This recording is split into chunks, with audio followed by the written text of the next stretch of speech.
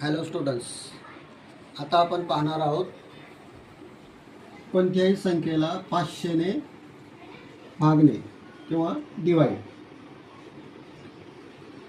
753 भागिला 500.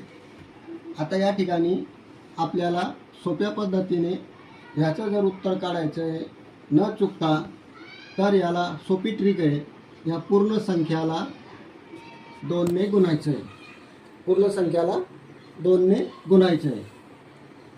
3 दून 6, 5 दून 10, अच्च्याला 1, 2 साती 14 आणि 1 15. आता याच्या अगोदरच्या व्हिडिओमध्ये आपण 50ने भागले होतं, तेव्हा 2 सोडून पॉईंट दिला होता. आणि आता आपल्याला 500ने भागायचं आहे, म्हणून 1, 2, 3 सोडून पॉईंट द्यायचं आहे आणि आपलं उत्तर झालं.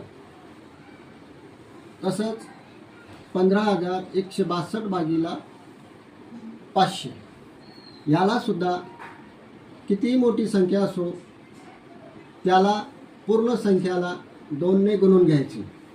2 दून 4, 2 सात 12, अच्च्याला 1, 2 1 2 आणि 3, 2 पंचे 10, अच्च्याला 1, 2 1 2 आणि अच्च्याला 1 3. 1 2 3, 1 2 3 सोडून पॉईंट दिलं आणि आपलं उत्तर निघालं. आता 90,356 भागिला 500.